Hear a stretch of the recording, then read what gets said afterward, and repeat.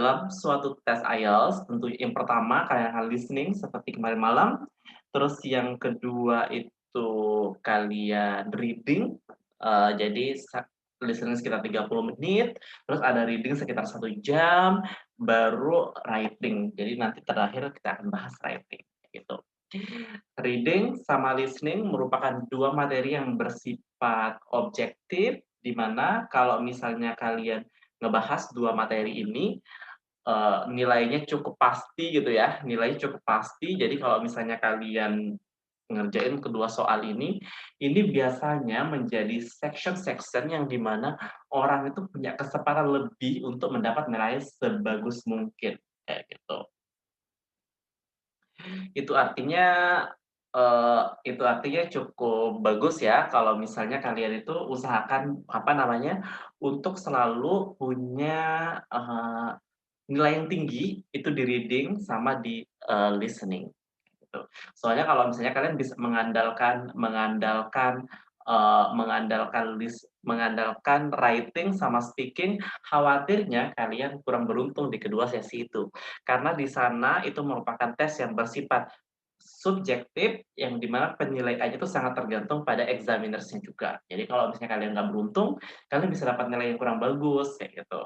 Nah, makanya lebih baik kalian, maksimalkan juga listening sama reading, kayak gitu. Eee, ngomongin masalah reading, di sini apakah menurut kalian reading IELTS itu, enak atau gimana menurut kalian? Apakah kalian optimis gitu, "Ah, di reading aku bisa dapat nilai tinggi," atau gimana? Hmm? Halo?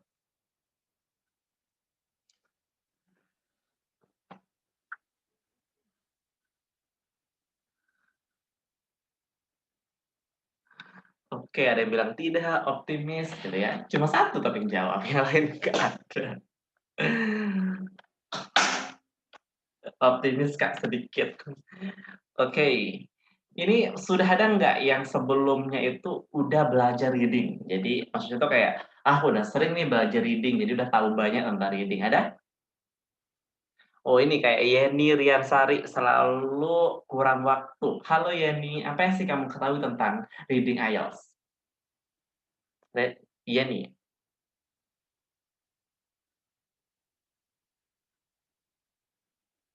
Yeni, halo? Yang di Zoom Yeni, kenapa pada pendiam-pendiam ya? Kayaknya tumben belajar sama saya jadi pada takut mungkin. Mungkin perlu sering-sering belajar gitu sama saya biar nggak takut buat ngomong. Karena biasanya kalau saya ngajar tuh senengnya tuh kalian ini santai-santai aja. Karena kan kita nggak saling kenal juga ya. Jadi kalau misalnya kalian salah atau ini juga nggak ada yang kenal siapa kalian gitu kan. Kayak gitu. Oke, kita lanjut Halo, ya. kedengeran nggak Kak suaranya? Jelas banget. Apa yang kamu ketahui tentang reading? Iya, taunya sih pokoknya ada 3 passage gitu, Heeh. terus, eee, kalau saya pribadi, saya tuh selalu over di passage yang kedua.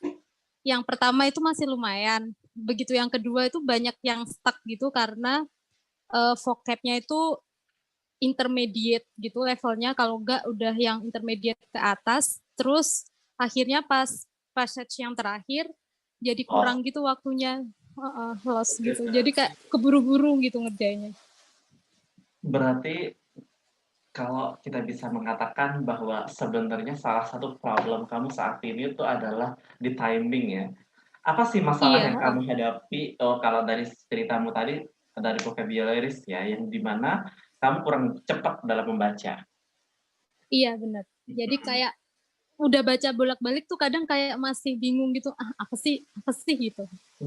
Oke. Berarti yang perlu kamu tingkatin itu adalah gimana caranya setidaknya tuh kalau ngebaca teks itu cepat paham gitu. Jadi sebenarnya sekali baca langsung jos gandos gitu ya, langsung you can understand the text. Nah, itu yang perlu kamu tingkatin skill-nya. Jadi jangan sampai kamu habiskan waktu banyak untuk membaca, kayak gitu. Itu yang penting banget. Jadi kalian usaha untuk meningkatkan kemampuan kecepatan dalam membaca dan memahami teks. Tuh.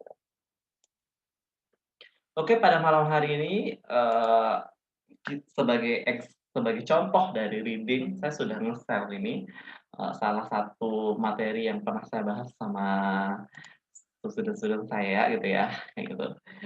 Oke, di sini ada jadi dalam satu tes reading itu ada berapa soal? Ada ingat? Masih ingat nggak? Ada ingat berapa soal tes reading-nya? 40 soal. Oke, 40 soal terdiri dari 3 passage. Kalau misalnya di TOEFL itu kan rata-rata bentuk soalnya yang sama, semua pilihan ganda. Tapi kalau di IELTS itu berbagai macam. Bahkan menurut saya soal pilihan ganda di IELTS nggak mudah ya. Karena kalau kalau pilihan ganda itu kayak kita perlu berpikir berkali-kali gitu menurut saya. Oke, yang pertama, materi pertama, jadi seperti udah dijelasin juga tadi, kalau saya juga setuju dengan apa yang disampaikan Yeni, bahwa dari satu passage ke passage berikutnya, maksud dari passage 1, passage 2, passage 3, itu kayak ada peningkatan kesulitan. Benar nggak Yeni? Iya, bener banget. Yang kedua sih Kak, apalagi yang itu Sebenarnya yang ketiga sih paling sulit. iya. Menurut saya sulit banget. Oh, di kedua. Ya, karena udah kalau gitu kamu ngerjain pertama sama ketiga gitu, duluan. Biasanya yang itu yang sulit tuh kalau misalnya nyari inti kalimat ini tuh di paragraf berapa, ini paragraf berapa itu Iya, susah iya. banget. Itu memang berbentuk soal yang lumayan mudah. Tapi untuk hari ini soalnya lumayan mudah sih. Jadi I believe you guys can do this. Sengaja lah ngasih yang mudah-mudah biar pada jago ya.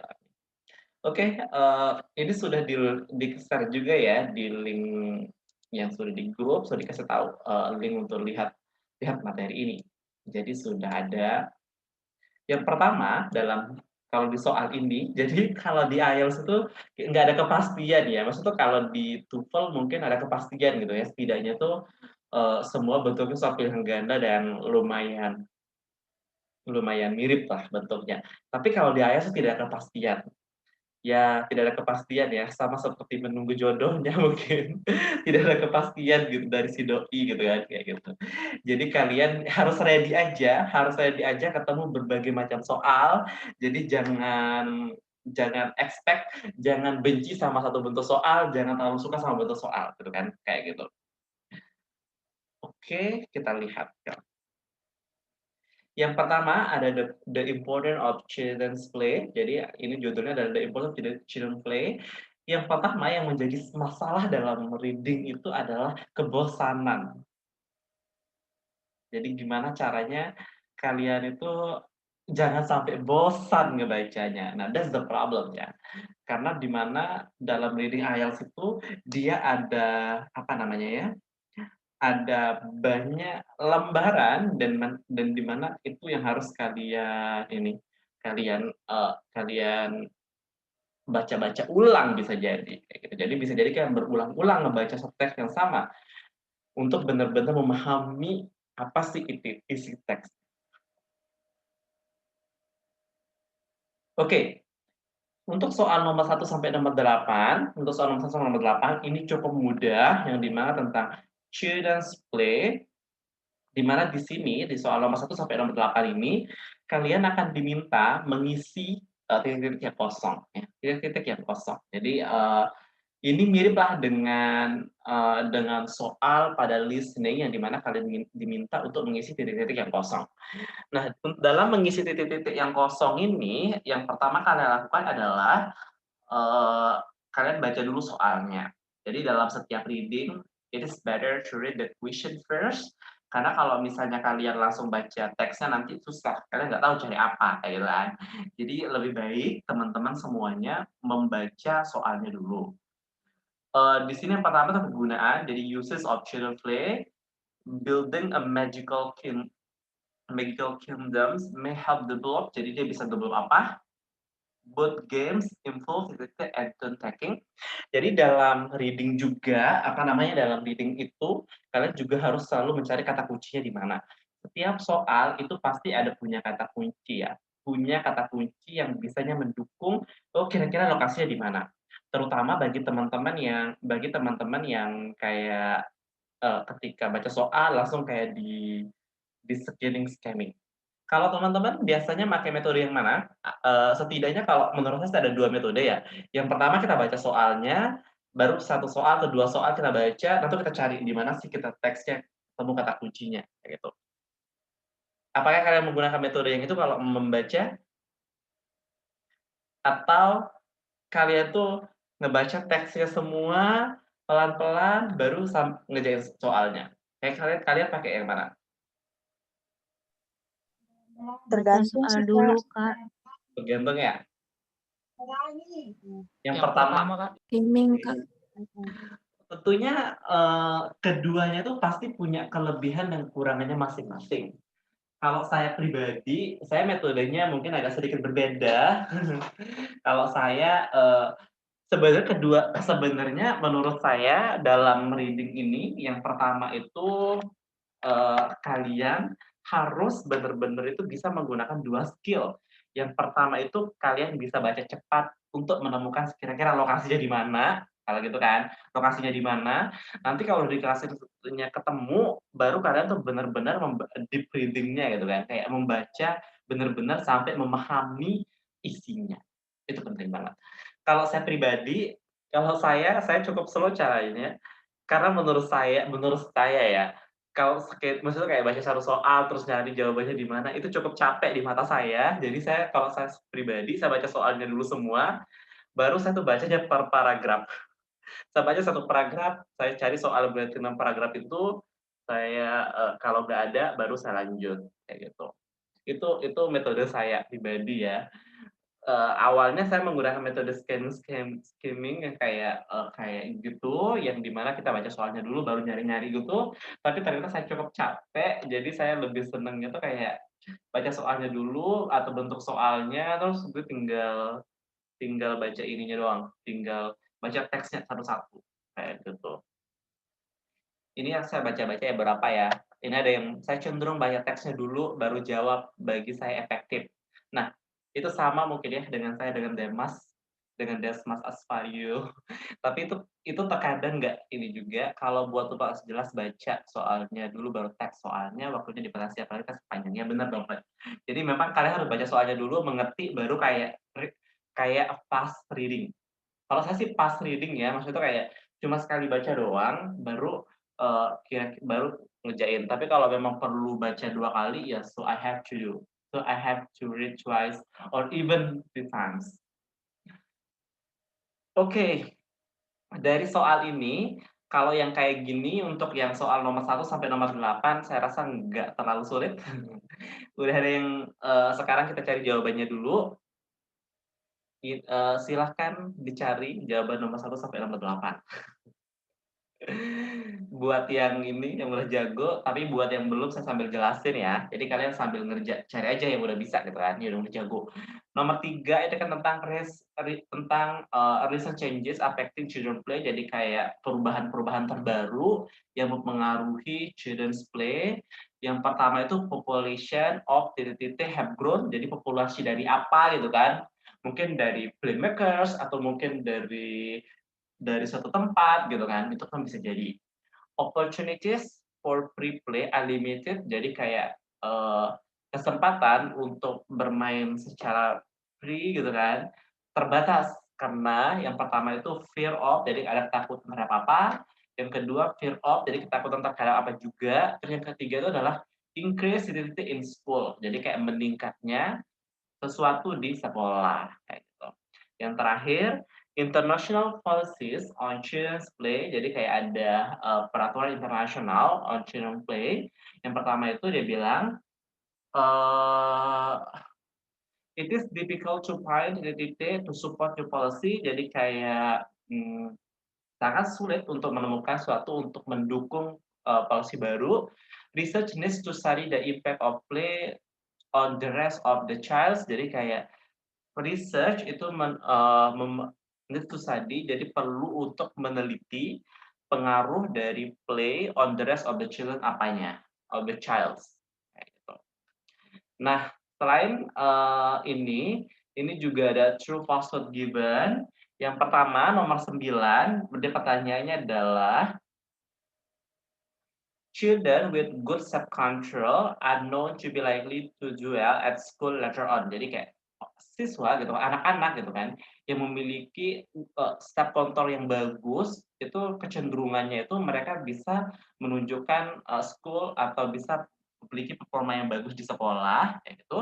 Yang kedua, the way a child play may provide information about possible medical problem. Jadi cara siswa itu bermain itu bisa mengindikasikan informasi tentang adanya kemungkinan suatu penyakit medical problems, ya gitu kan, masalah kesehatan. Nggak apa-apa Alfori, jawaban nomor satu benar kok. Nomor 12, children had problems taking up idea when they first created the story with Lego. Jadi kayak anak-anak yang punya problems berpikir pick up idea when they first created the story. Jadi anak-anak itu kayak punya problem berpikir menemukan ide gitu kan, atau berpikir tentang ide ketika mereka pertama kali membuat cerita dengan Lego. Dan yang terakhir, orang-orang hari ini orang-orang hari ini gitu kan, orang-orang hari ini menganggap children's play ini kurang signifikan daripada di masa lampau. Oh. Oke, itu aja pertanyaannya, silahkan dikerjakan nomor 1 sampai nomor 13. Kalau misalnya kalian udah ketemu 1, udah ketemu 2, nggak apa-apa tinggal diketik aja di kolom chat, entah itu juga entah yang di Zoom atau yang di yang YouTube nanti kita bahas. Tapi kalau harus lebih banyak sih yang jawab ya, kalau 1 orang belum lah dibahas, gitu ya, kayak gitu.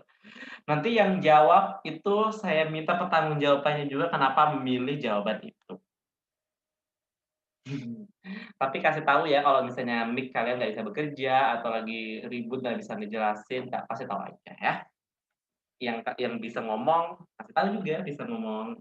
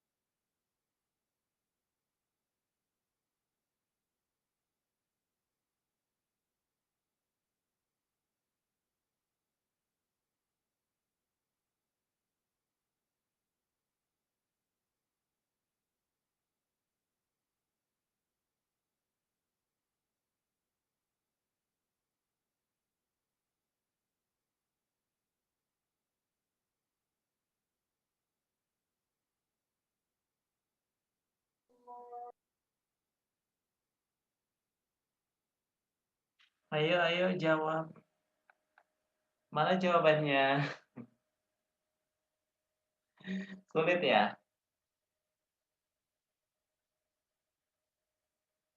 Nggak apa-apa jawab 1 dulu. Oke, nomor 1 jawabannya apa?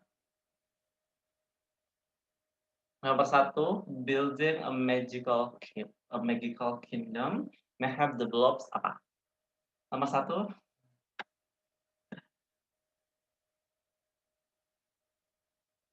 oke, creativity. Itu di mana tempatnya? Demas Aspario Suwito.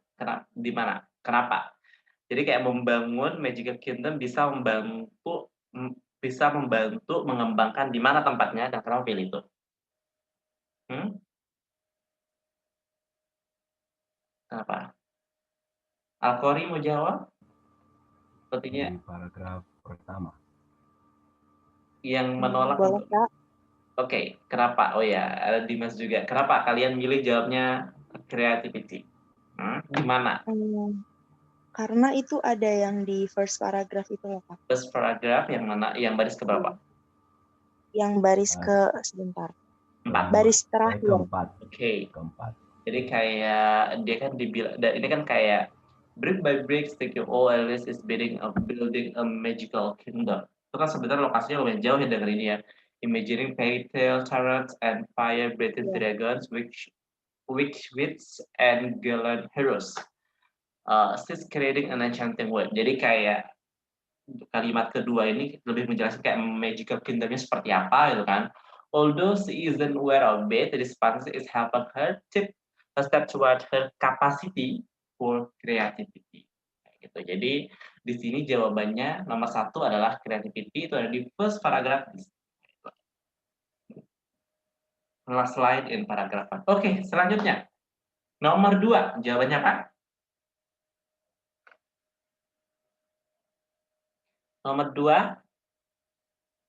Nomor 2 ini both games involve TTT and turn taking. Jadi both games kan cari both games, terus turn taking juga kan cari.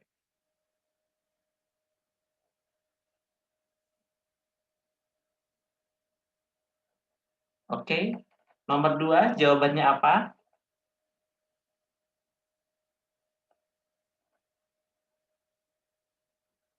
Halo, rules. Ada yang jawabnya rules. Maulidia Ningtyas, kenapa milih rules?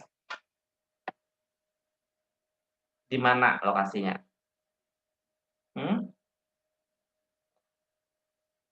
Oke, berarti Maulidi nggak bisa ini ya? Nggak. Oke.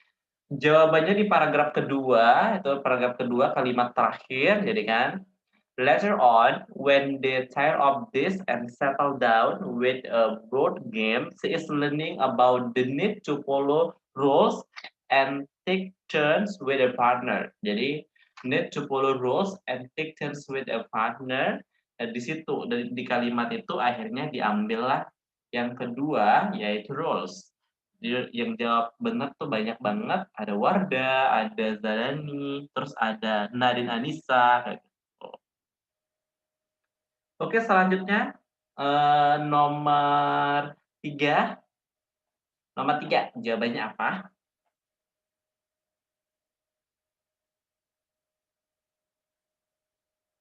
Nomor 3, population of titik have grown. Jadi populasi dari apa yang telah meningkat? Recent changes affecting children play. Nomor 3, jawabannya apa? Mana yang lebih cepat antara YouTube or Zoom? Seharusnya Zoom tuh lebih cepat ya, karena kalau di YouTube itu kayak ada sedikit delay munculnya guys. Paragraf 3. Nomor 3 jawabannya apa?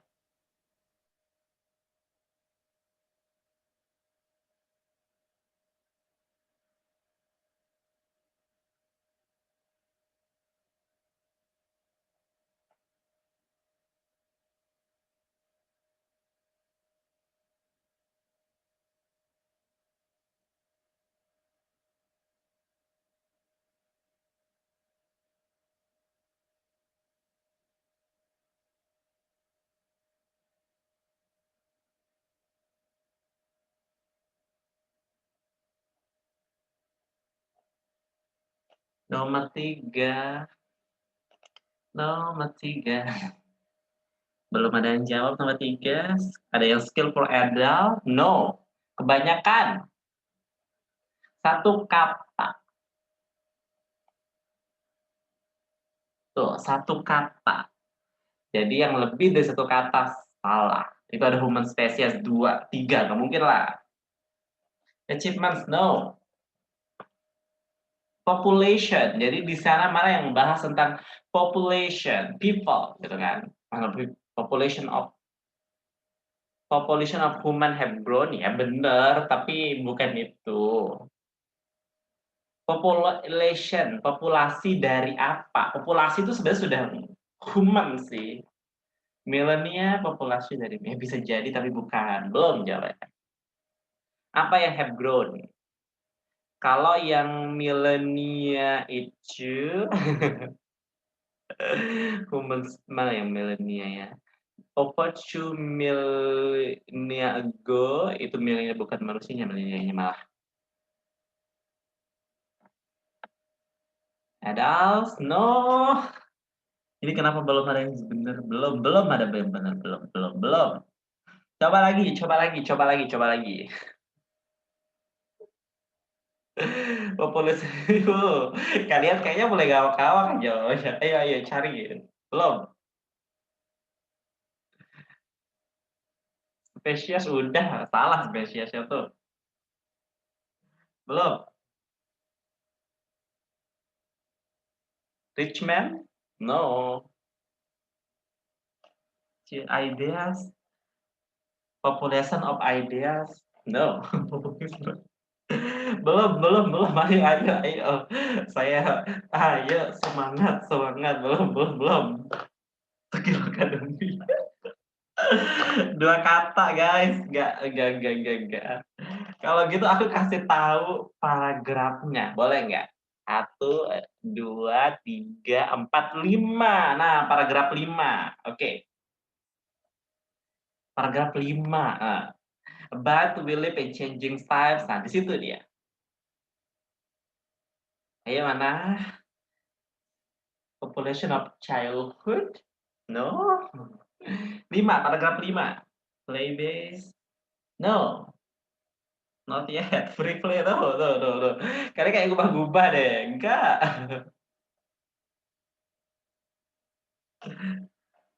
Population population of crime. Masa population of crime nggak cocok? Yeay, akhirnya ada yang benar, yaitu beberapa orang. Jawabannya adalah Titis. Akhirnya muncullah penyelamat Rinaldi, terus Titis dan sebagainya. Jawabannya adalah Titis. Jadi population cities jawabannya guys yang di YouTube.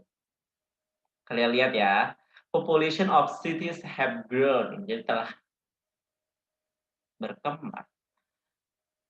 Oke, jadi jawabannya itu nomor 3 adalah cities.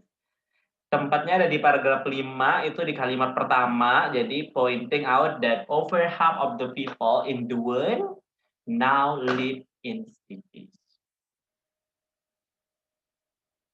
Oke, bagus. Nomor 4. Nomor 4. Nomor 4.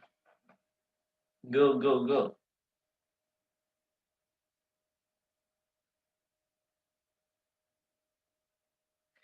Fear of. Ya sebenarnya nomor 4, nomor 5 ini agak mirip-mirip ya, tapi tergantung mungkin kalian bisa pilih dari location-nya, mana yang disebut duluan, itu didasarinnya. Karena kan kayak mereka satu location, jadi yang pertama adalah traffic. Jadi kan di sini dia bilang apa namanya? Outdoor play is curtailed by perception of risk to do with traffic, as well as parents increase with the protect of children from being victims of crime, traffic, crime. Yang terakhir, by the emphasis on early is better, which leads to greater competition in academic learning and school and competition. Berarti jawabannya traffic, crime, and competition.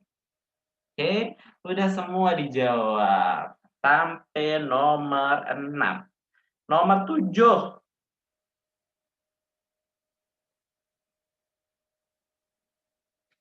International policies on children play, it is difficult to support new policies. Udah ada yang jawab dari Felis? Yang lain, ada yang jawaban yang lainnya, siapa tahu ada yang jawab lebih benar.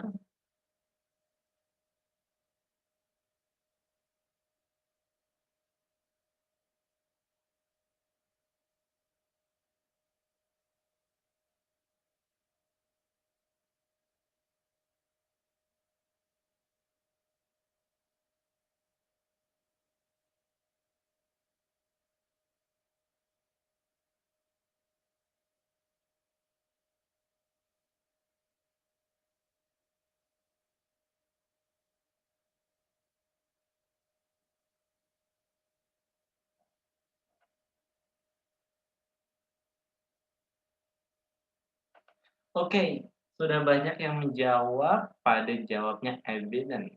Itu di paragraf mana, Aryo?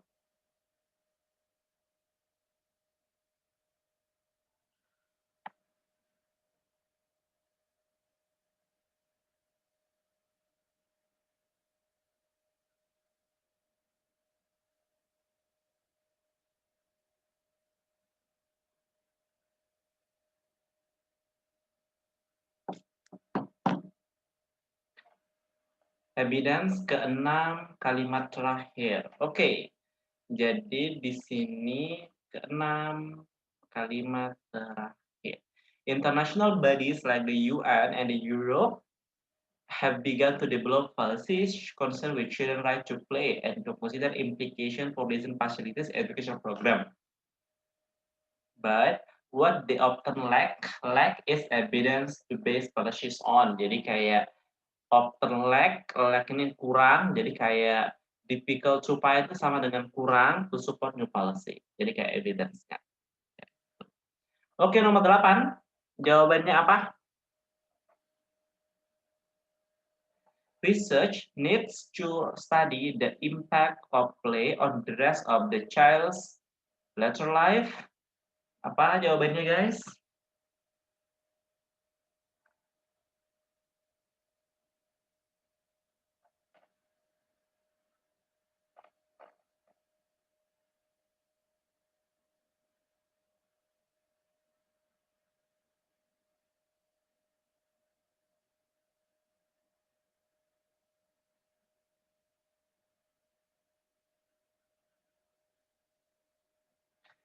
Oke, jawabannya ini udah bervariasi banget.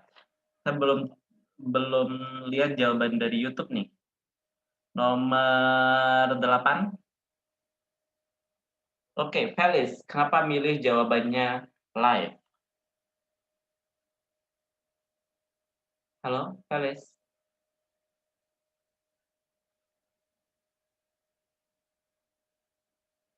Halo. Maiden Primalia. Kenapa milih jawabannya live? Ratna. Muhammad Nasikin mau ngomong? Di page kedua paragraf 1. Oke, di page kedua, jadi Dr. Jenny Gibson agree, pointing out that although some of the steps in the puzzle of how and why play is important have been looked at, it is very little data the impact it has on. Jadi kayak walaupun sudah banyak nih kita teliti, tapi there is a very little data on the impact it has on the child's later life. Tapi letternya kita nggak ambil karena kita cuma disuruh milih satu kata doang, makanya jawabannya live.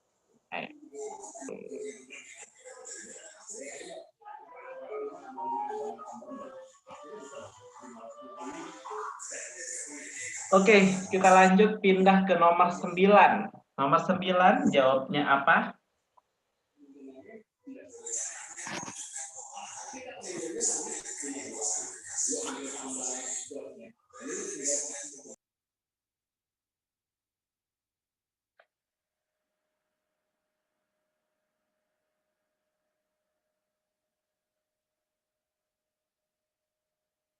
Pada jawab true. Kalau di YouTube, nomor 9?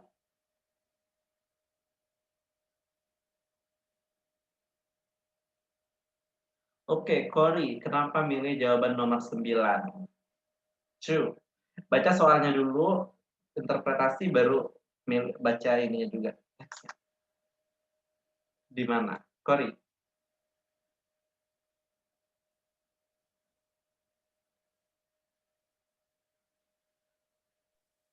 Iya Kak, maaf sebentar Kak. Okay. Tadi soalnya keluar. Bentar. Children with good self-control are known to be likely to do well at school later on. Itu ada di paragraf, sebentar Kak. Tadi aku cari yang self-control tuh yang di page 2 paragraf berapa? di page kedua, sebentar dulu Kak. Perasaan ada. Oh ini, di page kedua paragraf ketiga. 1, 2, 3, oke. Yang paragraf keempat Kak, maaf Kak. Paragraf keempat.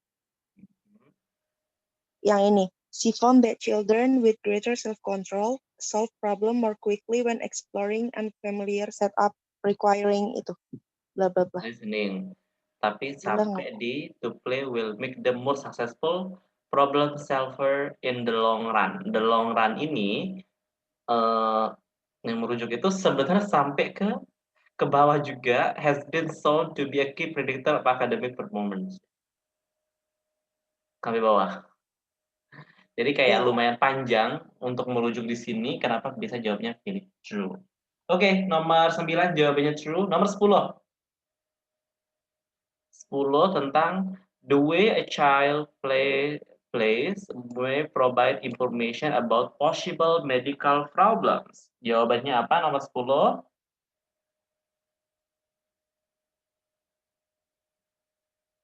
Ada yang jawabnya beberapa, jawabnya false. Nggak boleh jawab yes. Ada Encik Gipari Nurazmila, dia jawabnya yes, nggak boleh. Ada jawab false. Yang lain? Ada yang true, ada yang false. Zadani, kenapa milih false?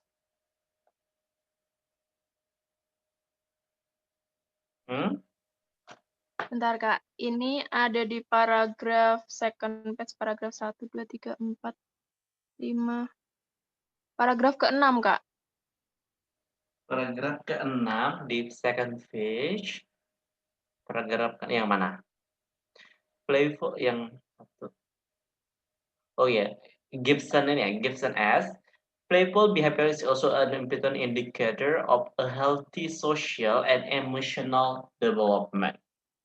In my previous research, I investigate how observing children at play can give us important clues about their well-being and can even be useful in the diagnosis of neurodevelopmental disorder like autism.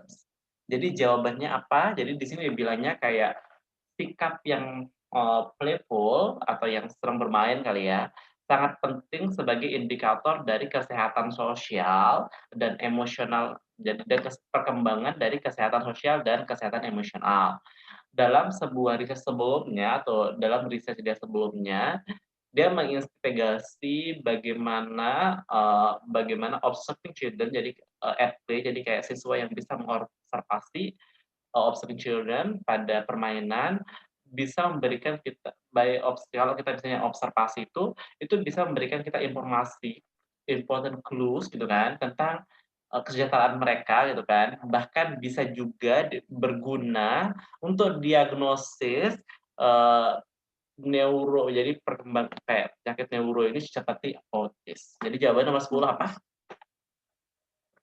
False. False. Kenapa false? Karena kan di sini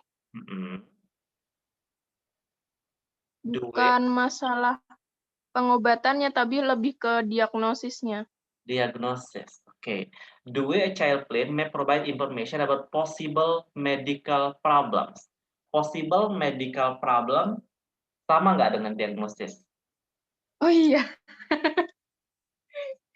Kamu tadi soalnya medication ya, pengobatan. Padahal ini kan possible medical problems. Berarti sama-sama kemungkinan memberikan informasi tentang diagnosis penyakit. Ya kan? Berarti jawaban nomor 10 adalah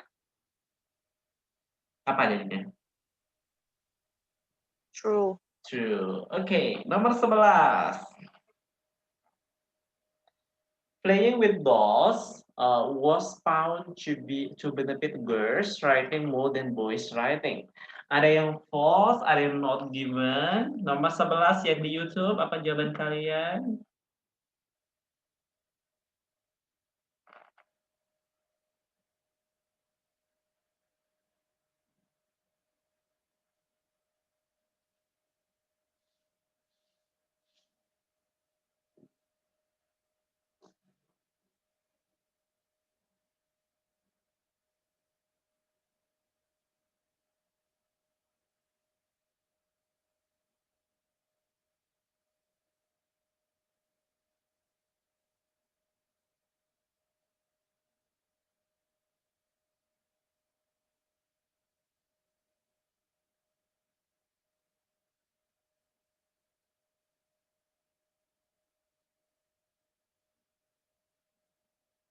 Nomor 11, oh banyak yang not given.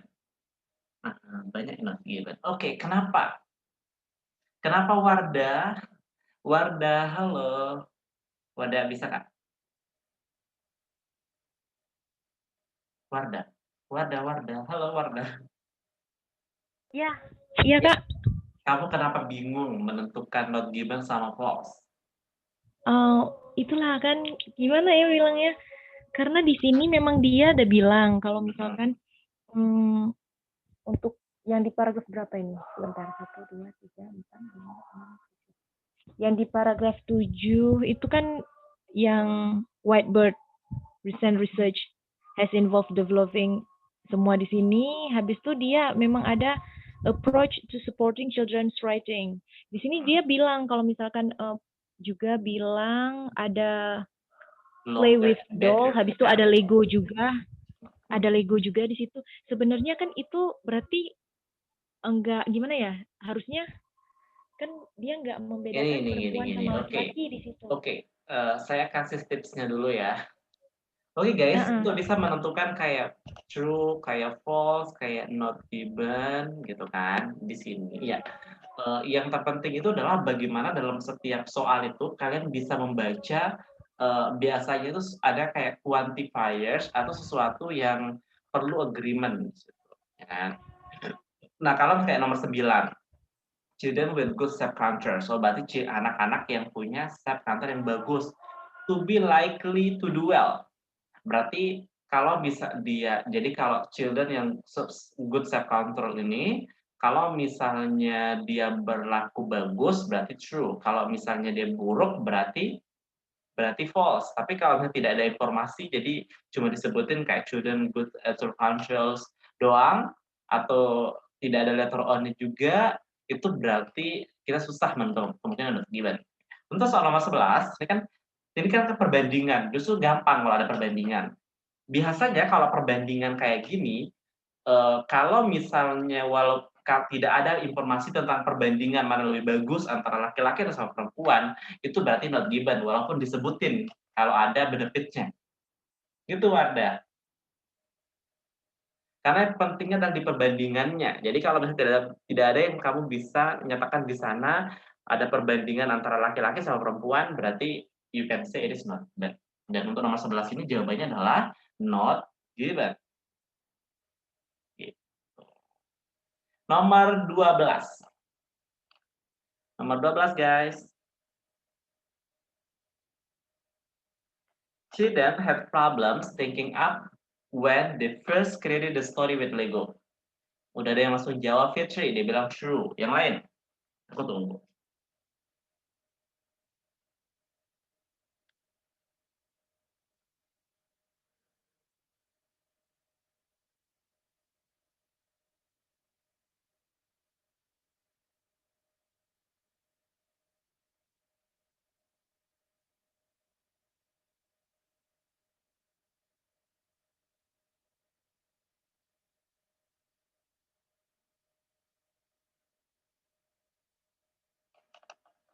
Oke, di sini pada Moza. Perbandingannya itu kalau ada Mozan gitu ya, Kak. Oh iya benar, itu kan perbandingan ya Yonatan itu kan ada perbandingan Mozan gitu kan. Nah, itu jadi lebih ke situ. Oke, di sini pada jawabnya true yang di ini dibanyakan jawabnya true.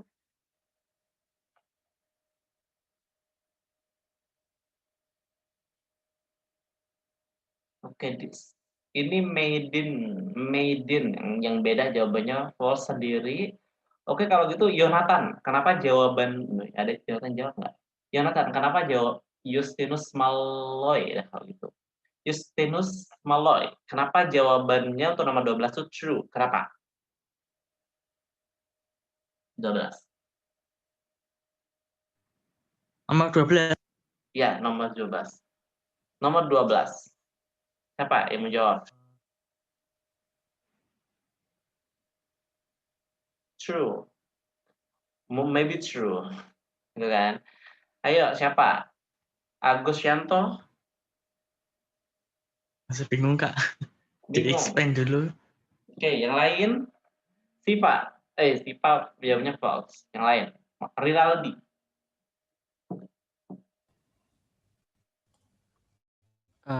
Di paragraf 7, line 1, 2, 3, 4, 5, 6. line 6, it's written on that many teachers commented that they had always previously had children saying they didn't know what to write about. So it can be concluded that they have problems with ideas. Children to think about the ideas.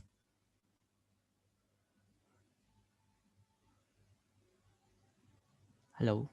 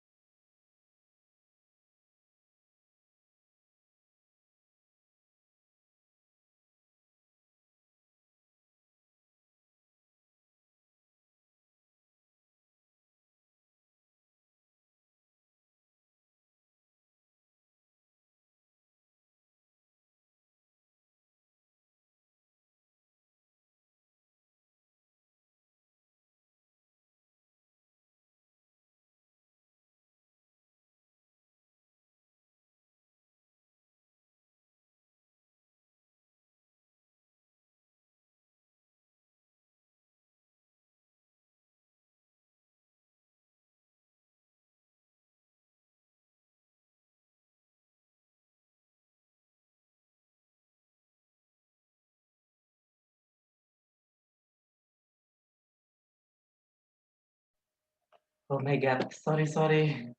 Mic gue mati tadi, ternyata gue udah ngomong panjang. Bentar, sorry. Oke. Jadi untuk nomor 12 ini jawabannya false. Kenapa dia false? Karena di sini kan dia bilangnya, apa namanya?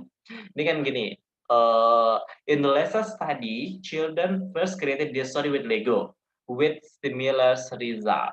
Gitu kan? Di sana dia bilangnya not a single child said this through the whole project. Jadi kayak dulu dia punya masalah gitu, tapi setelah dia pakai Lego tidak ada siswa yang punya masalah. Maka jawabannya itu kontra. Berarti jawabannya false. 13. People nowadays regard children play as less significant than they did in the past. Nomor 13 jawabannya apa?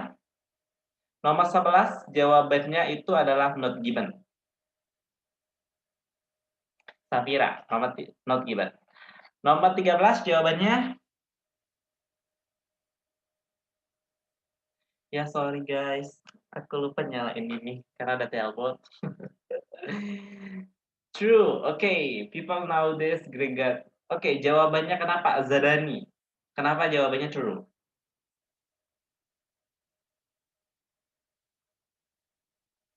Di paragraf terakhir, Kak. Paragraf terakhir, dia bilangnya apa? Somehow the importance of play has been lost in recent decades. Oke, decades. Jadi kayak sekarang itu udah kehilangan ini ya. Jadi is regarded as something trivial or even as something negative. Sudah seperti kayak enggak kayak dulu lagi.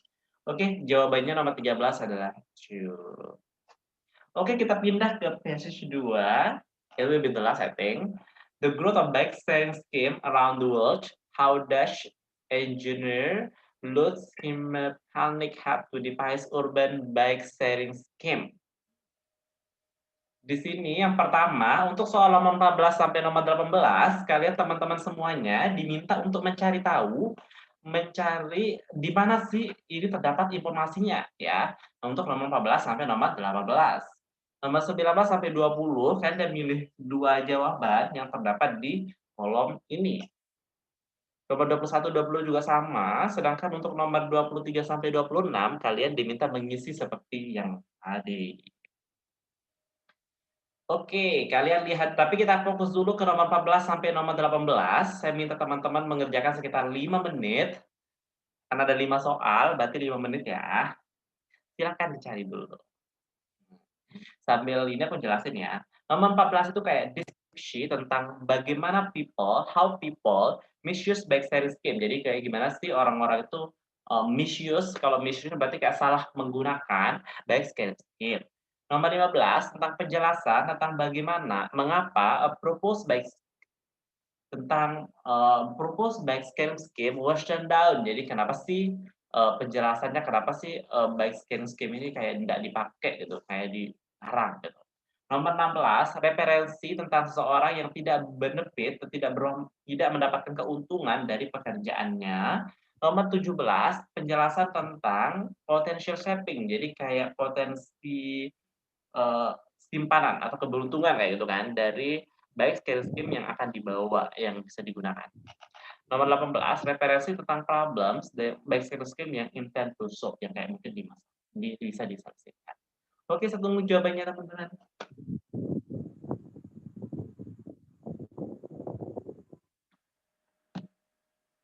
Tapi mengapa tiba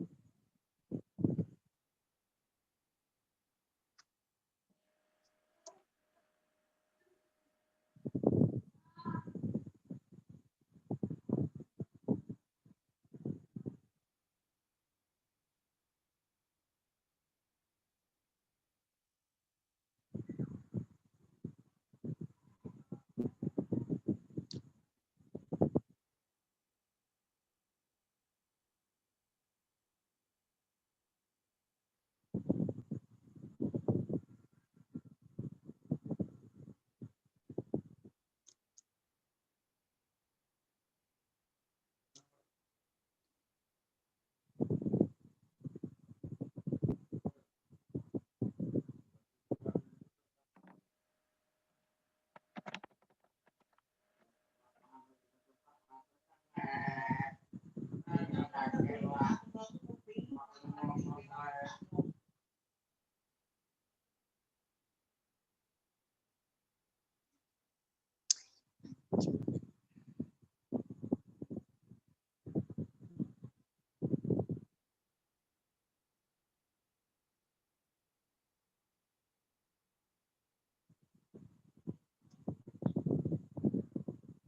dia kena sama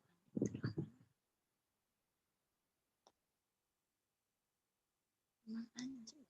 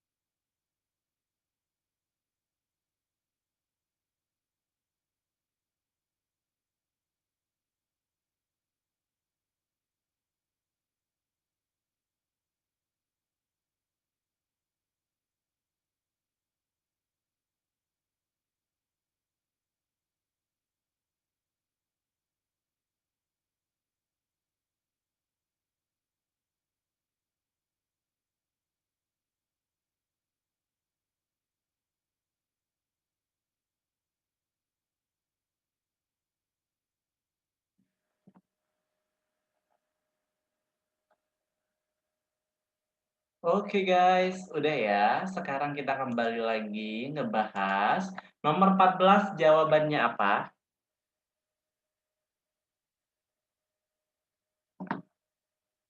Nomor 14, sudah ada yang jawab nomor 14?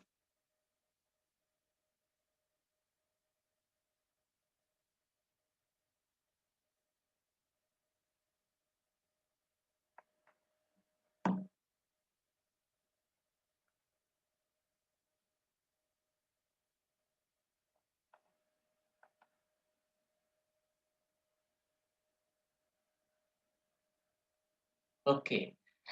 Sifa Aziza, kamu milih jawaban E, a description of how people misuse a bike sharing scheme. Itu di paragraf E ya kamu jawabnya. Itu benar. Di mana? Kamu ketemunya di mana? Hmm?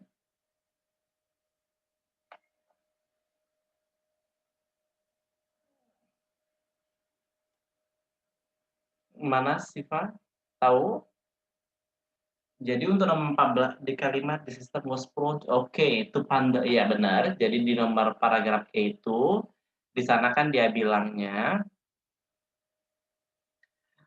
the system, however, was prone to vandalism and thefts.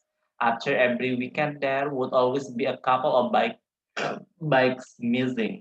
Berarti jawabannya adalah E untuk para nomor 14.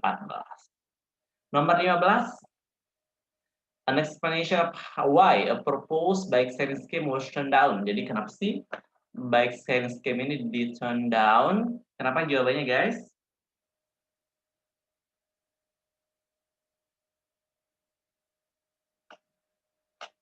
Yang jawab C.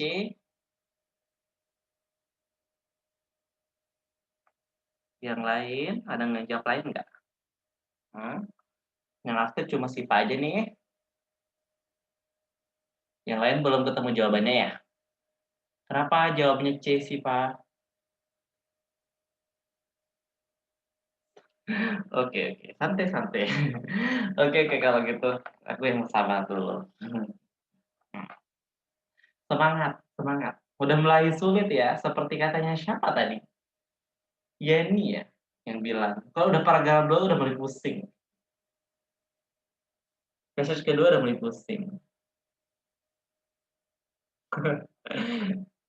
Iya, Sam. Thank you for your reminder.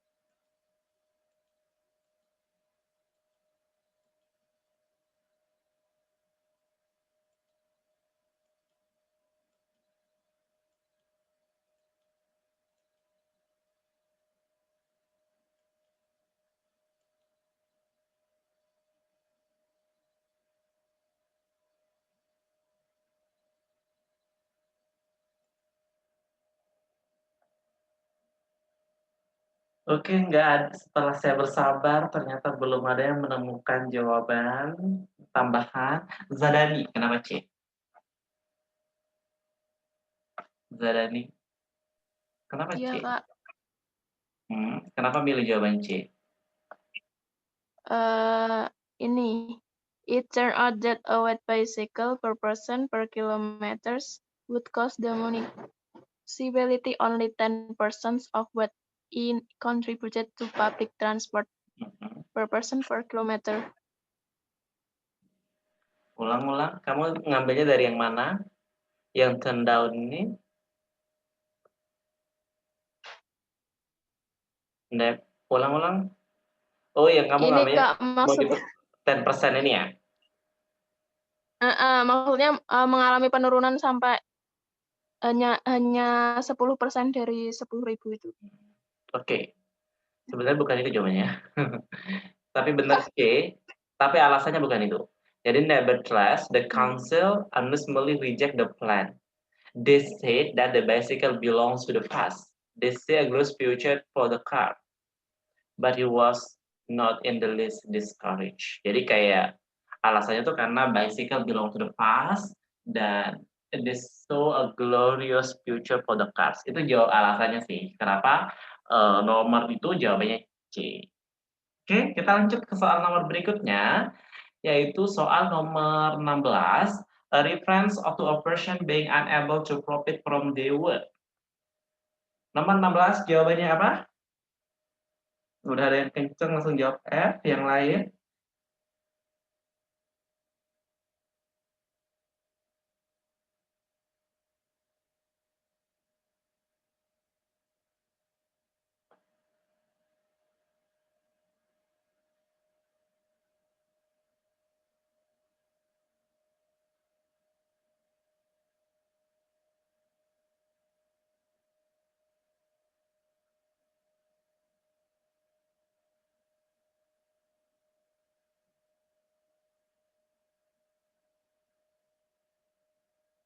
Oke, Fitri Siang. Kenapa jawabannya tuh F? Yang di kalimat terakhir Kak, yang but financially I didn't really benefit from it. Hmm, bentar. Ini nomor berapa ya? Nomor 17. Kamu milihnya jawabnya F. Kenapa? Yang di mana? 16 bukan Kak? Kita lagi 16 ya? Oh, 16. 16, sorry. Ya, 16 benar. 16 tuh F.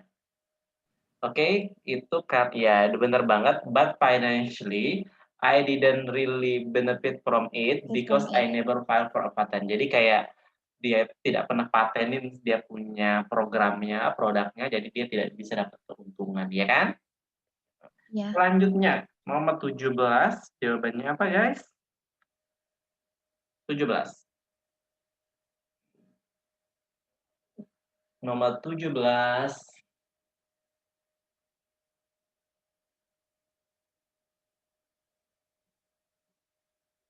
Peserta di Zoom banyak hilang ya, sampai sedikit jadi bisa. Tinggal 90 orang.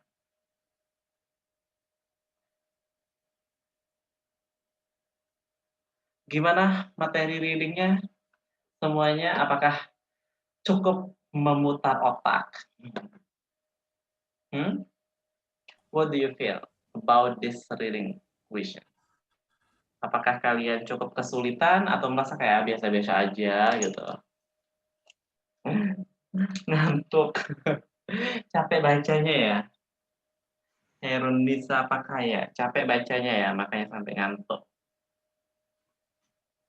Thinking really hard, Kak. Ya, you have to. Udah seberapa sering kamu ngebaca sampai ngerasa masih thinking very hard?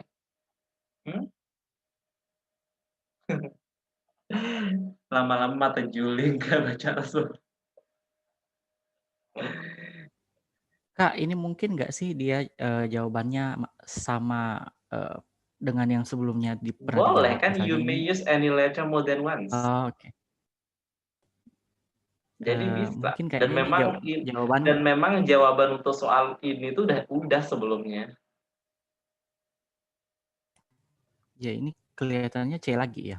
C lagi. Ya, benar. Nomor 17 itu jawabannya C. Makanya tadi siapa yang jawab? Tadi yang bilangnya tuh kayak yang di paragraf C itu dia merujuk pada kayak only 10% of what it contribute to public transportation per kilometer. Saya bilangnya itu bukan itu alasannya, karena itu jawaban untuk nomor 17. Oh ya. Jadi nomor yang tadi itu kenapa nomor 15 itu saya cut karena saya jawabnya juga sana ya karena nomor 17 yang punya jawabannya itu sebelumnya. Nomor 18. Ini banyak yang puyeng, banyak yang pusing ya dengan reading dan memang ya itu common banget terjadi gitu kan, kayak gitu. Sebenarnya mungkin kalau bagi setiap orang tentunya pasti berbeda, apalagi yang jarang ngebaca, jarang ngebaca IELTS atau jarang ngebaca artikel yang panjang menggunakan bahasa Inggris tuh pasti kalian pusing banget. Tapi memang in reality, jadi dalam perkuliahan atau nanti gitu kan, justru itu yang paling banyak, yang terjadi. Makanya kalian harus ready. Oke, nomor 18 jawabannya itu adalah A. A yaitu kenapa dia bisa A? Karena di sini apa sih yang dicari gitu kan? Kayak gitu. Jadi di sini kan dia bilangnya two problems, jadi masalah-masalah yang intend to solve. Apa masalah-masalah yang intend to solve itu ada di paragraf A.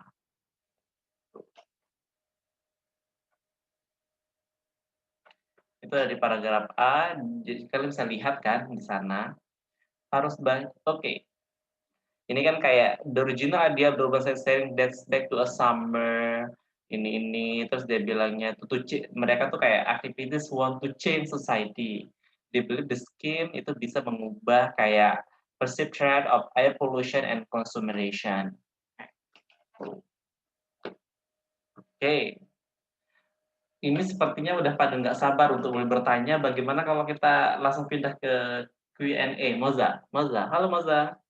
Halo Moza. Halo Kak. Halo, ini kayaknya udah nggak kuat nih kayaknya mereka ngebaca. Jadi kita langsung ke Q&A aja. Kayaknya lumayan pusing nih kepalanya. Udah 3 malam soalnya dibenturin dengan IELTS. Kayaknya belum ready mereka kalau disuruh ngebaca 2 jam atau ngerjain soal 2 jam gitu. Belum ready, belum siap lahir dan batin sebagian besar. Hanya beberapa orang aja yang mungkin masih kayak udah biasa ya. Sebagian besar tuh kayak nggak kuat Kak gitu. Dan itu wajar gitu ya. Makanya kalau misalnya kayak kalian mau tes IELTS nanti, sebelum tes IELTS itu mungkin sebulan sebelumnya itu kalian udah kayak persiapan mental ya. Persiapin kepala kalian gitu. You have to ready untuk bisa berpikir beberapa jam gitu kan. Karena mikirin IELTS yang pertama dari listening. Kalau misalnya kita yang terjadi adalah ketika pertama itu kita listening, ketika kita merasa kayak listening kita bagus, kita bisa semangat untuk ke reading gitu. Tapi kalau merasa listeningnya udah mulai kurang, itu pasti kalian juga akan merasa kayak kurang semangatnya untuk pindah ke reading. Reading lagi dibenturin lagi dengan bacaan yang panjang, susah banget, semakin mungkin semangat kalian bisa turun lagi. Dan writing selanjutnya. Itu makanya penting banget juga kayak manajemen perasaan, manajemen hati. Dan kayak menyiapkan diri. Oke, Moza, silahkan dibuka sesi question. Baik, terima kasih kepada Kak Hilman yang sudah menjelaskan kepada kita semua tentang materi reading ini. Kayaknya tadi udah banyak yang jawab benar juga ya sampai ngantuk-ngantuk. Iya, usahanya keras banget. Iya. Nah, kayaknya ini masih ada yang bingung tentang materi reading atau masih ada yang merasa Mau ada yang kesulitan. bertanya sesuatu gitu kan. Nah, Iya, sekarang atau saya mau buka curhat sesi mungkin kan. langsung tulis pertanyaan di kolom chat.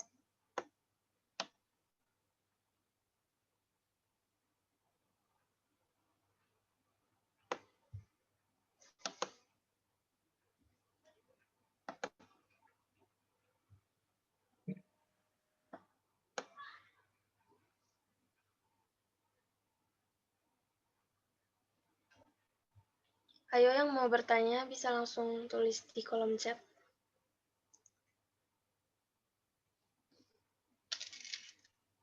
Pelan-pelan, mereka masih ngetik.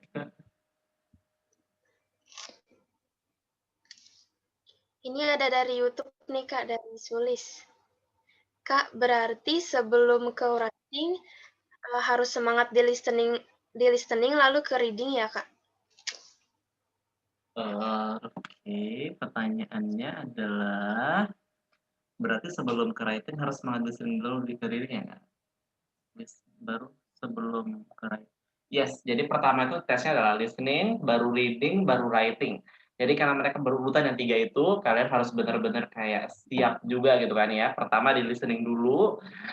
Semoga kalau misalnya di listening kalian merasa bagus, performanya oke, gitu pasti akan menjadi penentu juga kan. Ketika kalian sudah merasa enak di listening, itu akan menjadi penyemangat buat teman-teman pergi ke tes reading. Nanti kalau reading harus jaga semangat lagi untuk bisa ke writing. Dan itu tentunya perlu latihan gitu, perlu manajemen diri juga gitu kan supaya bisa aman semangatnya juga. Oke, silakan. Itu aja kan, pendek kan pertanyaannya. Oke, ini ada dari Demas. Standarnya IELTS itu berapa paragraf yang bagian reading? 6 lembar, 2 paragraf. 6 lembar biasa. Jadi kalau misalnya kalian ngerjain soal IELTS, itu biasanya kalian akan diminta membaca 6 halaman. Satu page itu biasanya 2 halaman. Makanya lumayan panjang, lumayan menguras mata dan telinga gitu kan. Kayak gitu. Tapi ya insya Allah lah aman. Mas artinya tuh itu perlu latihan sih. Sebenarnya sejauh ini banyak orang yang aman aja gitu kan, banyak yang baca aja. Dan tulisannya lumayan kecil ya, kalau misalkan kalian lihat di situ tuh lumayan kecil juga. Jadi ya sabarlah, hati-hati kalian gitu ya. Kayak gitu. Oke, Moza. Ini ada Barika. Kak, ada rekomendasi tes atau latihan buat IELTS yang gratis selain dari YouTube biar nggak kaget gitu lihat IELTS? Itu pakai buku Cambridge. Cari dah buku Cambridge aja. Maksudnya kan buat latihan-latihan tuh kan kayak ini ya. Biasanya kalau Cambridge itu buat soal-soal tuh banyak banget soal listening sama reading-nya. Karena juga untuk writing mereka kayak punya proposal share juga. Kalau di speaking itu kadang banyak juga di beberapa itu kayak ieltsmaterial.com mereka kayak punya rekomendasi jawaban untuk beberapa pertanyaan gitu kan. Jadi kalian bisa gunakan. Jadi kalau untuk reading, kalian sih saya saraninnya itu download atau cari buku-buku di internet tentang IELTS. Kalian cari dah buku Cambridge. Cambridge itu kayak latihan full gitu loh, kayak buku full itu penuh.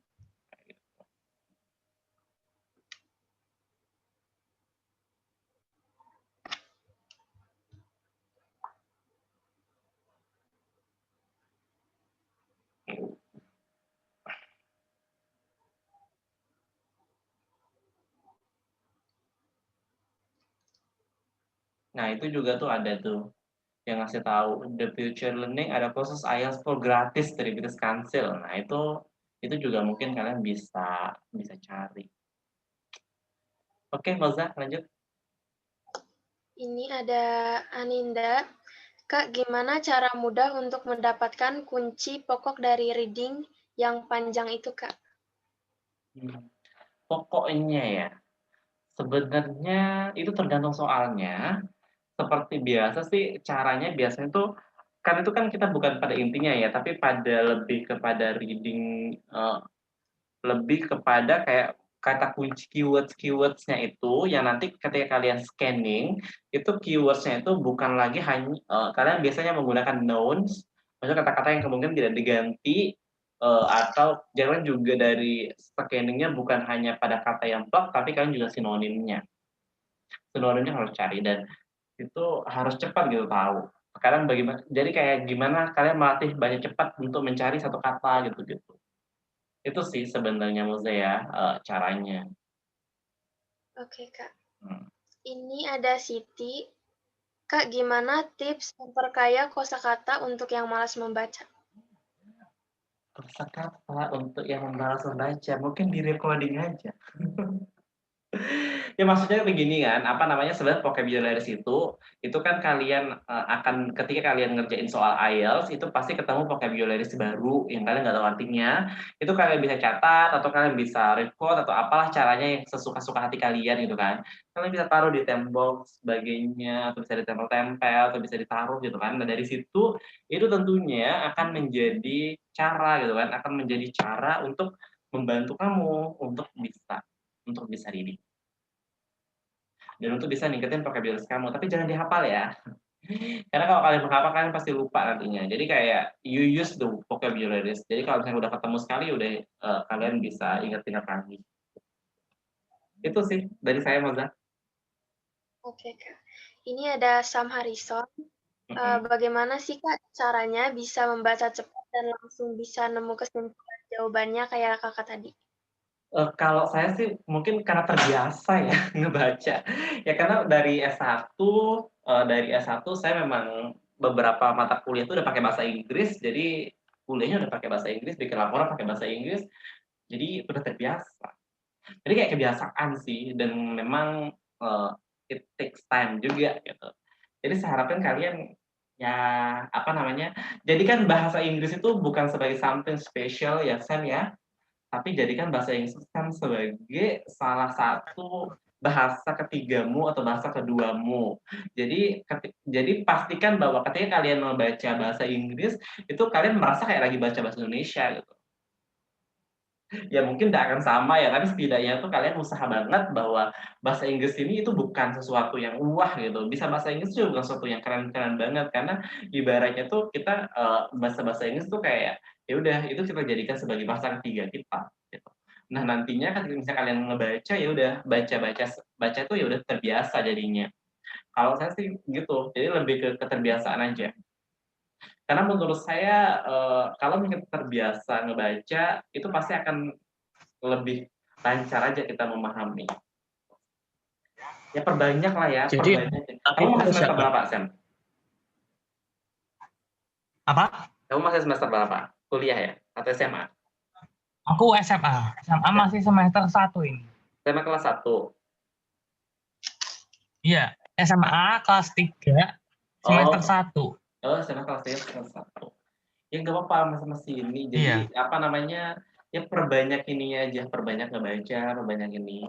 Ya kalau misalnya kalian nggak suka, ya setidaknya mungkin kalian nonton film pakai subtitle yang subtitlenya bahasa Inggris, mungkin itu bisa membantu kecepatan membaca. Ya kan kalau misalnya kalian nonton film, apalagi film yang kayak cepat banget, itu kan cepat ya bacanya. Jadi kan harus cepat tahu artinya. Ya nggak? Jadi itu juga pasti kayak menguji kecepatan membaca. Kecepatan membaca itu penting banget. Itu tidak hanya berlaku untuk reading, tapi juga untuk listening. Jadi kalau kalian harus bisa ngebaca sekali lihat tuh langsung paham. Di listening juga kayak begitu. Bahkan listening lebih parah. Kalau misalnya kalian nggak bisa kayak begitu, yaudah kalian bisa susah juga di listening. Jadi belajar kayak gitu. Ya, good job. Oke, Kak. Oke, Sam. Selanjutnya ada Shiva. Untuk latihan IELTS dan bisa siap mental itu apa perlu dari beberapa tahun sebelumnya, Kak? Misalnya dari kelas 10. Karena kalau saya lihat yang nilai IELTS-nya tinggi rata-rata sudah terbiasa berbahasa Inggris sejak dini. Yes, bener banget. Jadi belajar bahasa IELTS itu sebenarnya kayak merefleksikan kemampuan bahasa Inggris. Nah, jadinya itu kayak perlu memang waktu yang lama gitu untuk kita bisa. Jadi semua orang juga pasti kesulitan. Bahkan nggak bohong ini, kan juga punya beberapa teman tuh kayak mereka tuh udah jago bahasa Inggrisnya, mereka TOEFL-nya udah tinggi, tapi ketika IELTS masih kesulitan. Nah, jadi karena memang di IELTS itu udah high level juga tes bahasa Inggrisnya. Jadi memang perlu waktu gitu, perlu terbiasa. Sebenarnya lebih ke kebiasaan sih menurutku ya. Kalau misalnya kalian udah terbiasa nulis, udah terbiasa ngomong, udah terbiasa mendengar, udah terbiasa membaca, itu pasti akan memberikan efek. Jadi bukan hanya kalian harus selalu berpikir bahwa belajar bahasa Inggris atau IELTS itu bukan hanya pada you can master the test, tapi memang benar-benar bisa bahasa itu. Dan kalau misalkan kalian menguasai bahasa itu, salah satu buktinya adalah kalian bisa ngejawab soal IELTS. Itu ya, Moza. Silakan. Oke. Ini ada Felis. Kak, ada saran website buat latihan reading nggak? Bukannya tadi udah ya? Oh, udah. Udah tadi. Ini dari Fitri Syam. Kak, mau tanya, ada tips untuk belajar vocab untuk IELTS nggak? Maksudnya tingkatan vocab-nya, Kak. Tingkatan vocabularies. Sebenarnya kalau menurut gue, salah satu indikator dari kemampuan vocab itu adalah di reading. Jadi kalau misalnya kalian gini aja, buat semua ya, misalnya kalian ngebaca ini, kalian record aja diri kalian. Misalnya kayak, seberapa persen sih kamu paham? Kayak gitu. Seberapa persen kamu memahami satu teks ini? Contoh, apa tadi? Sam misalnya. Sam, kamu kalau ngebaca tadi itu berapa persen kamu paham teksnya? Kali baca. Nyampe 70% nggak? Yang gue ingat soalnya tadi nyampe Aku. 70%. Sekarang, kalau sekarang, tadi misalnya kamu ngebaca satu paragraf itu, kamu pahamnya 70% nggak?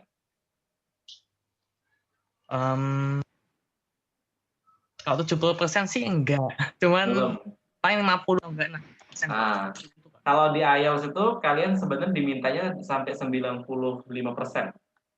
Baru mungkin kalian aman. Dari 90-an% ke atas kalian tuh memahami teksnya tuh. Dan itu langsung sekali baca gitu. Itu baru kalian bisa aman sampai belakang nanti jawabnya. Jadi cukup tinggi ya requirements untuk bisanya. Ya tentunya kalian nggak perlu tahu vocab semua arti vocabnya, mungkin vocabnya mungkin bisa 80% atau 90% gitu. Tapi pemahaman itu yang lebih harus lebih tinggi, ya nggak? Bahkan 100% kalian harus benar-benar paham semuanya gitu. Ya kalau misalnya kalian nggak tahu artinya, kalian bisa menebak-nebak juga artinya apa ya kan, tergantung konteksnya. Kalian bisa menemukan kira-kira artinya apa. Itu ya, Moza. Silakan. Next question. Tapi kalau misalnya ada yang merasa kayak dari pertanyaan udah dibaca terus masih mau bertanya lagi, mungkin kalian bisa open mic aja sih, nggak apa-apa. Saya fleksibel aja. Kalian bisa langsung ngomong aja gitu. Jadi nggak usah terlalu kaku banget ya. Jadi salah style. Oke, Moza mau jawab yang mana lagi? Ini ada Hoironisa.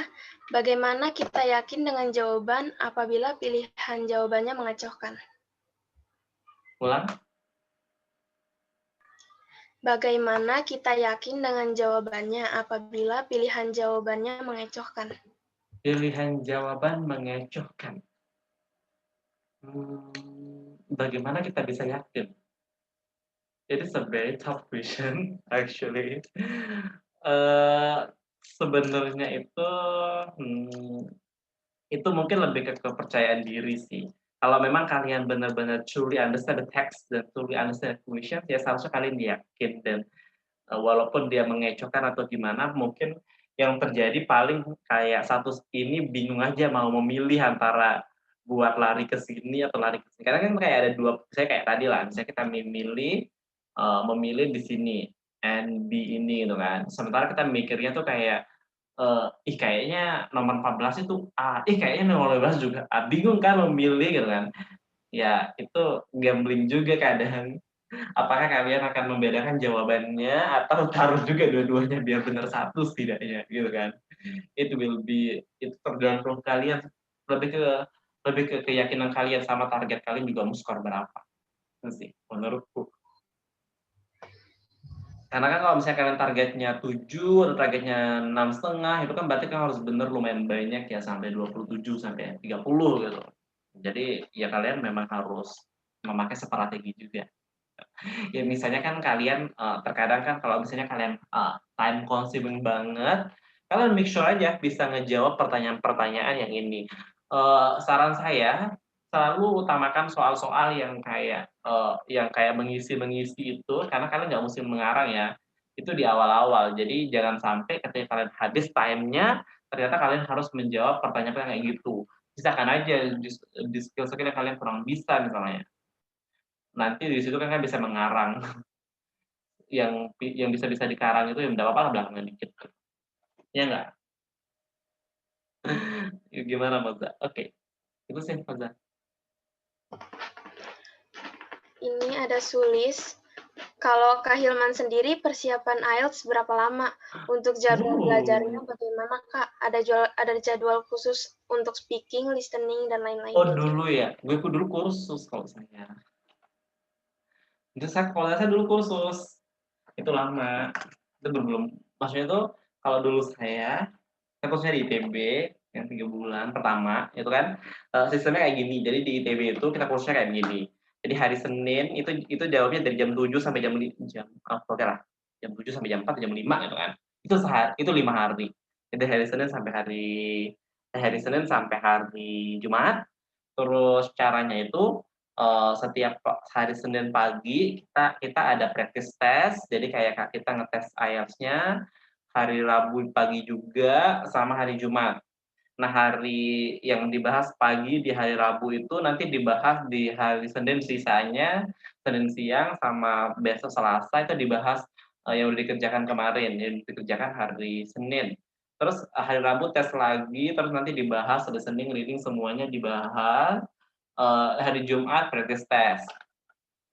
Begitu aja sampai 3 bulan. Itu bertambah lagi. Lebih dia. 4 bulanan yang kayak begitu. Saya yang begitu tuh 5 bulan. Baru bisa dapat 7.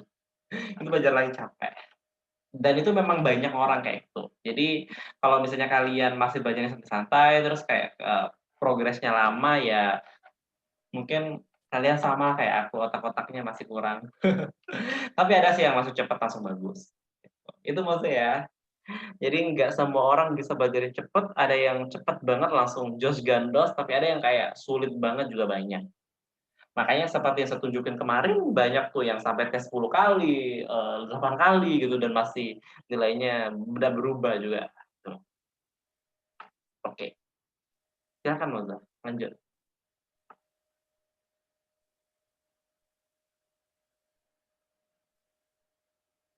Maaf. Ada Ratna. Kak, bagaimana cara cepat untuk memahami teks yang panjang? Ini udah ya yang tadi, cara cepatnya. Udah, maksudnya ada yang nanya tadi dan sama pertanyaannya. Oh, ini ada Tiwi, ada 2 pertanyaan nih, Kak. Pertanyaan yang pertama, dalam mempersiapkan tes sesi reading, bisakah hanya dengan membaca artikel berbahasa Inggris saja? Selain membaca artikel, latihan soal juga, nggak cukup. Karena kan ada tahapannya. Ketika kalian belajar reading itu, yang pertama tuh harus make sure banget kalian tuh mengerti. Misalnya kayak sekarang nih, misalnya beberapa tahap yang tadi kan banyak tuh. Kalian harus bisa memastikan gitu kayak mungkin kayak tingkatannya SEM dan sebagainya, TIPA mungkin juga gitu kan. Kalian tuh pertama di sini tuh harus bisa benar-benar tahu kenapa jawabannya ini, kenapa jawabannya itu dulu. Setelah itu nanti kalian maksimal di timing. Soalnya tadi kan ada beberapa kayak Yeni, dia mungkin udah bisa tuh tahu gitu kenapa jawabannya ini, kenapa jawabannya begitu. Tapi di timingnya bermasalah. Nah, gimana caranya kalian tingkatin speed-nya lagi gitu. Sampai kalian benar-benar yakin bahwa dalam waktu 60 menit, dan setelah kalian mengerjakan list reading dalam waktu 60 menit, ternyata kalian bisa benar yang sesuai dengan yang kalian mau. Gitu, Moza. Pertanyaan keduanya? Bagaimana tips supaya suka dalam membaca jurnal ilmiah ya, Kak? Kerjakan skripsi. Kan terpaksa. Jadi kadang harus dipaksa sih. Kalian memang terkadang melakukan sesuatu itu harus ada target sih. Ada targetnya ya. Jadi kalau misalnya kalian nggak punya target ya susah juga apa yang memacu kalian. Kayak gitu. Jadi kalian harus punya target yang jelas, kalian harus punya ini yang timeline yang jelas gitu, biar kalian tuh ada yang dikejar. Jadi jangan belajarnya kayak nggak lost control aja, nggak ada tolak ukur yang jelas. Itu kan kayak jadi problem juga. Ya nggak?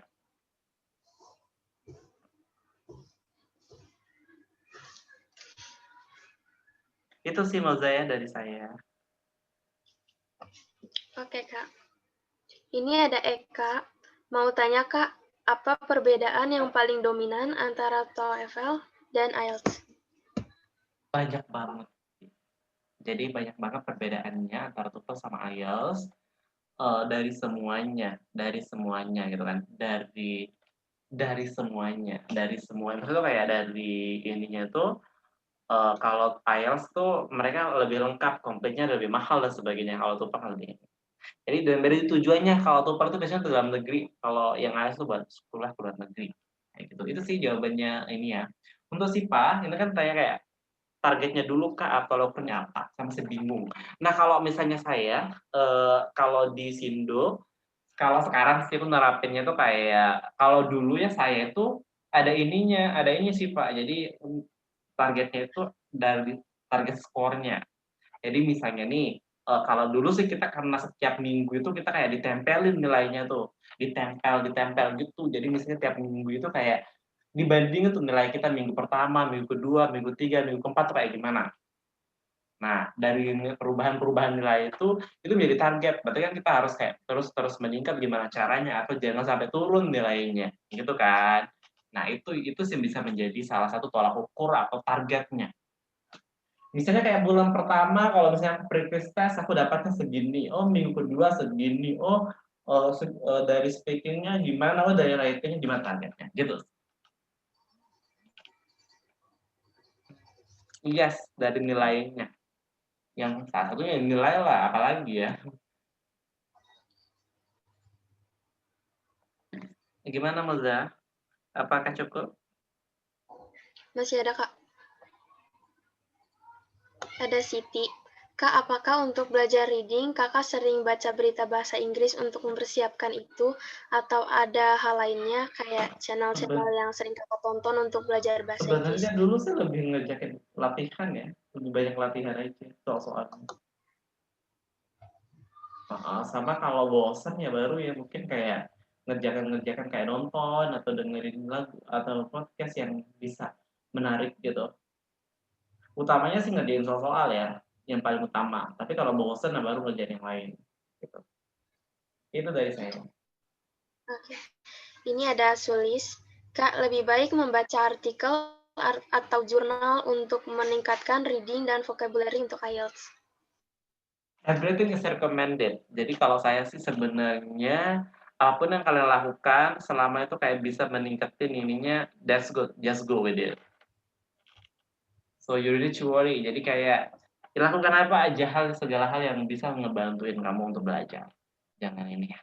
Jangan terlalu skeptis juga sih. Jadi kayak udah berani aja melakukan segala hal untuk membantu kalian. Gitu sih Moza ya. Oke, Kak. Ini ada Shiva. Kalau kakak sendiri pas dulu targetnya apa? Udah dijawab tadi, apa? udah. Saya masih Udah tadi saya ya. jawab langsung. Nah, Jawabannya udah ini udah saya jawab lagi. tadi ya. Udah saya jawab. Oke, ini masih ada yang ingin bertanya atau cukup? Kayaknya udah semua sisi pertanyaan udah dijawab kayaknya. Udah ya. Oke, baik hadirin semuanya. Alhamdulillah rangkaian hari ini sudah berjalan dengan baik. Sebelum saya akhiri, saya ingin membacakan kesimpulan untuk hari ini. Jadi tadi masalah dari materi reading itu sangat membosankan ya. Jadi diusahain kalian itu kalau ngerjain soal reading jangan sampai bosan. Terus listening itu juga bisa menjadi penyemangat dari materi reading ya. Materi reading ini bisa cari di buku atau di internet juga. Jadi demikian webinar kita pada hari ini. Kami mengucapkan terima kasih kepada Kak Hilman yang sudah memberi ilmu dan penjelasan kepada kita semua. Dan juga terima kasih kepada audiens yang sudah menyimak dengan antusias. Oh iya, jangan lupa buat isi link presensi ya. Oke, terima kasih atas perhatiannya. Mohon maaf jika ada kesalahan, baik yang disengaja maupun yang tidak sengaja. Saya ucapkan terima kasih. Wassalamualaikum warahmatullahi wabarakatuh. Waalaikumsalam warahmatullahi wabarakatuh. Waalaikumsalam warahmatullahi Salam. Terima kasih.